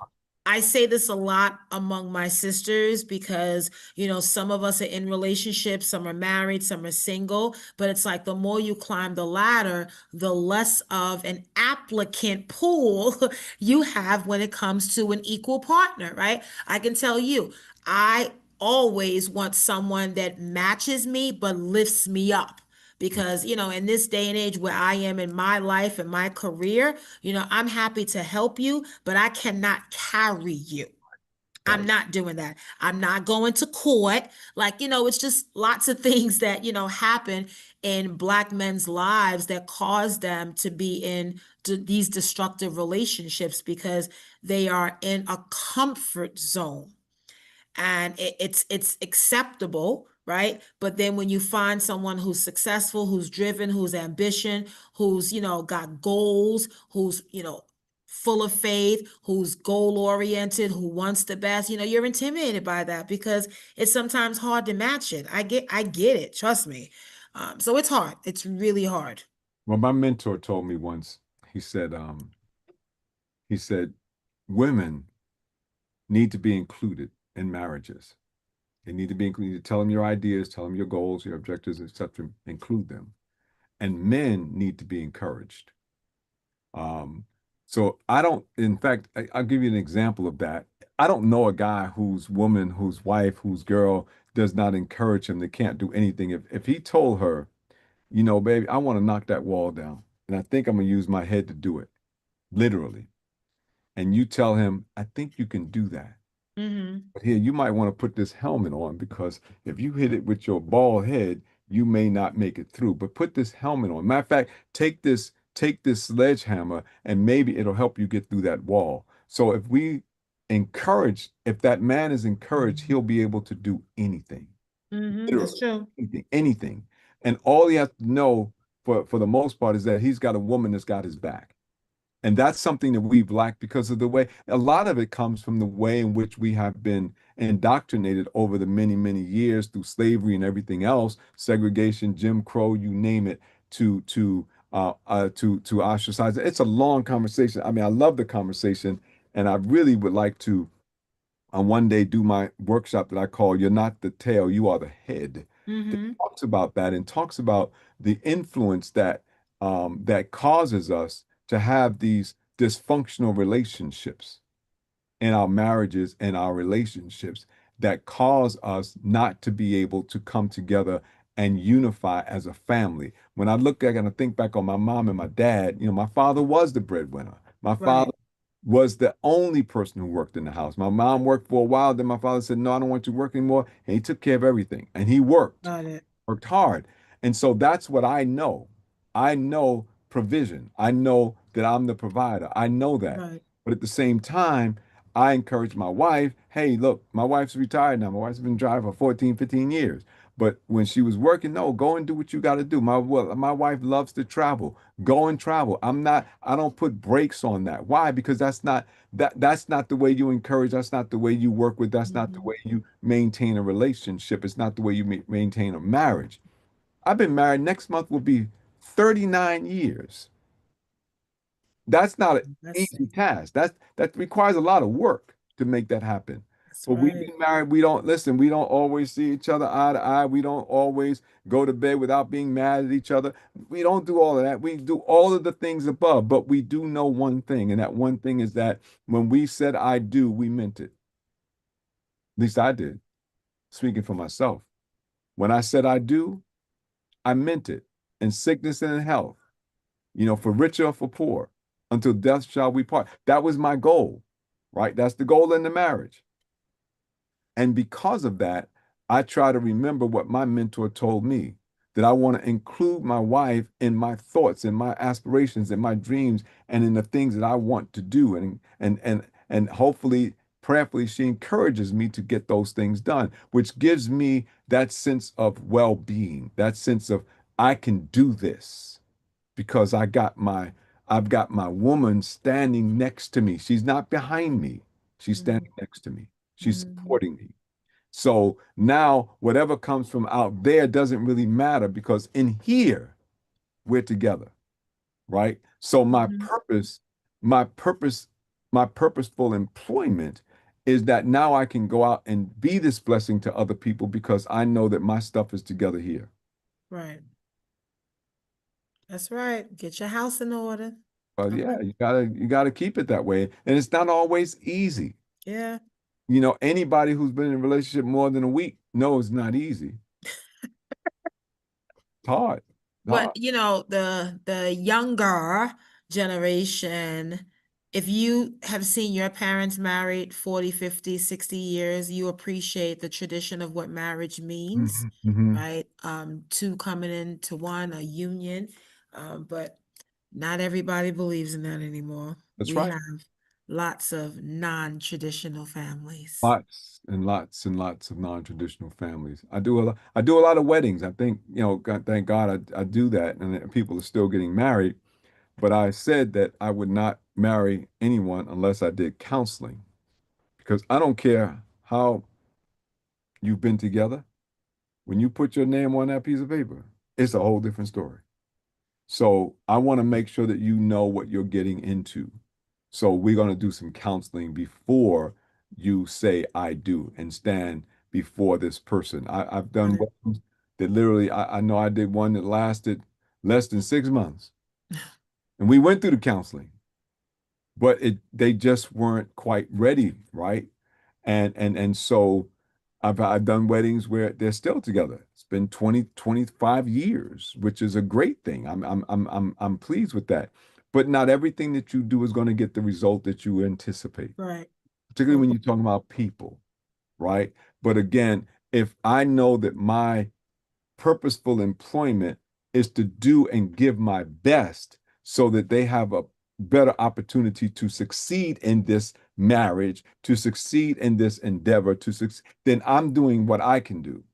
I can't, I was told a long time ago, you can't manage results, yeah. but you can manage activity. If you manage your activity, and you talked about that, you said hard work has a way of benefiting itself, right? It pays off. If you put forth the effort and you do the best that you can, the results will take care of themselves. Right. Mm-hmm. One People way or want to another. take the shortcut and then they want to reap the long-term benefits. Exactly. Exactly. Like you said, I love this. I love this theory. I say it myself. You may see the glory, but you don't know the A story. story. Oh, Mayor Adams says that too. He does all the time. But when you really see, when you really know what a person has been through, then you better appreciate where they are. Because people have gone through some very traumatic things in life, and you wonder, how are they still standing? Yeah. I think about our young people, then I'm finished, but think about our young people. Go to school, they're asked to do this new math and all these other subject areas and concentrate and give it their full effort. And at home, their mother's a crackhead, Mm. father's not home. They have, rarely do they get a good night's sleep because something's always going on. Their brother just committed suicide. Another brother's incarcerated. You got a notification from the prison that they were in a fight. You can't do anything about it. You can't go and see. You can't do anything. So you get this feeling of, I can't do anything to help, but you want me to concentrate on this stuff. My mind is full of, like, how am I going to even get a meal to eat? I'm hungry.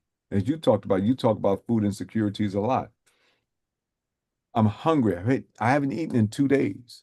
I go home, I can't sleep because the house is always in an uproar. But I come to school and I go to sleep in school. And they tell me that I'm not paying attention because I'm sleepy. But I can't help it because I'm tired. Yeah. So, those kinds of things that exist in these young people's lives every single day. And we can overlook them. Mm. So, yeah.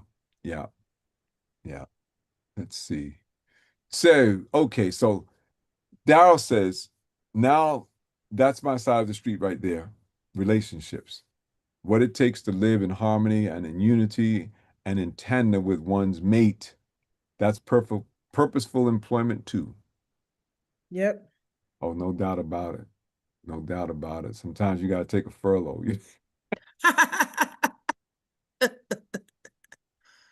Oh, God. I want a bonus check. Absolutely.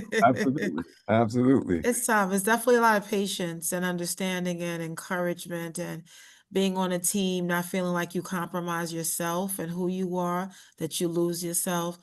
I have a girlfriend. I've been in a lot of weddings in my time, and one of my girlfriends has been married for almost 17 years, and I was her maid of honor. And you wouldn't believe their story is they met online, dated for 6 months, and they were engaged in a year and they were married in 2 years. Amazing. They have two beautiful kids.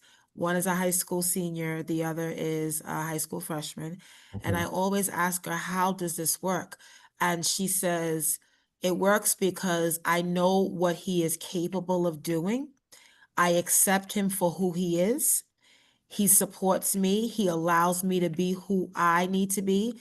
I can travel. I have my girl trips. I go, travel for work, and he's okay with that. He's not intimidated. And she's like, and I know what I can expect from him. Like, I know his limits. So I know what I'm going to get from him. I know what his capacity is. And I'm like, wow, and you're okay with? She's like, yeah, because it's a perfect synergy for us. Correct. And they've been able to do this for almost 20 years. Correct. And it's funny, right? Because the societal norms are not the norms in our households. It's what the society says is the norm, but we have to figure that out for ourselves. What is the norm for you and your mate? What will you be able to do together? Because if you come to an agreement, then suddenly there's no outside pressure because this is what we agreed to. This is our agreement. I don't care what they say. That doesn't matter. This is how we're going to live our lives, and this is how we're going to make our lives more productive for our family. When you come to that place, then it's kind of like this, Vanessa. Excuse me, Madam President. But, right. If you create a spending plan for yourself and you decide that I'm going to spend my money this way, right? Whatever that way might be. And you walk down the street and you see some red bottoms. You say, oh my God, look at those shoes. They're beautiful. Then you say, but that's not how I said I'm going to spend my money, right? So there's less pressure because, again, I decided that this is the way I'm going to spend my money. However, the temptation is too great. I got to get those red bottoms. I got to have them. Yeah. So then the question becomes, so where in your spending plan are you going to take the money? Sacrifice, right. Right, because you only have 4 quarters in the dollar. Now you do have 100 pennies, but you only have 4 quarters, you have 10 dimes, you have 20 nickels. That's it. The question is where you get that money from to buy those red bottoms, because something is going to suffer. But if you're willing to live with that, it's okay. If you're not, then you got a problem, right? Because now you said, I got them, but I didn't figure out where I was going to take the money from. And this is suffering over here. And I didn't really want that to suffer, but I ain't got no choice because I have no place to go. That's it. I made a mistake. So now if we're in partnership, right? We made the spending plan together. And I said, but Vanessa, we said that that's not what we're going to do. And you say, yeah, but I did. Now you got to come up with some reason and some excuse, because other than that, you'd be crazy, right? You got to have an excuse. So come up with something. So your partner says, well, what are we going to do? How are we going to get around this? And you say, well, I tell you what, somebody just called me the other day and asked me if I would do this or that for them, and they're going to pay me. That's what we're going to use to pay for the shoes. I'm going to put the money back into the spending plan. Now, you notice I didn't say budget, right? I didn't say budget. That's what y'all do in politics. We don't do budgets in personal planning. We do spending plans. Why? Because you keep the decisions up to you. There's not a restrictive plan. It is a plan that tells me what I'm going to do with my money, that I decided to do it. So I'm playing this game with myself. Okay. It's my money. I decide I'm going to spend it. It's like when you guys in city council, what was that thing called when you did this community thing where you people could decide how they wanted to spend the money? Oh, participatory budgeting. Correct. Participatory budgeting. So people came in and said, this is how we want to spend the money, right? And so they came in and you guys looked at it and decided, okay, we're going to spend the money over here. Whose decision was that? It was the community's decision, right? Mm-hmm. Yeah, I feel kind of like the way, yep. Right. They kind of came up with the idea. So now when that money went there, nobody complained because it was our decision. That's where we were going to spend the money. If something else suffered for it, that's okay because we decided this is where we're going to spend the money. In a marriage, when you decide this is how we're going to live, this is the way in which we're going to govern our lives, what difference does it make what other people say about how your life is supposed to be or who's supposed to be the breadwinner or anything like that? Does it make any difference? Of course not. To me, it doesn't. No, because we're doing this as a team. We're doing this together. Well, Vanessa, look, we're almost out of time. We got about 3 more minutes, and I gotta finish off something. Just some housekeeping. No, not housekeeping. I just have something I want to share at the end, but I want to give you an opportunity to share whatever it is that you want to say, however long. We're going to go over just a few minutes, but please, ma'am, share with us in your own way and help us to, whatever you want to say, because we're going to be finished in another couple of minutes. Okay. Well, thank you. Thank you, Reverend Dr. Lauren Russell.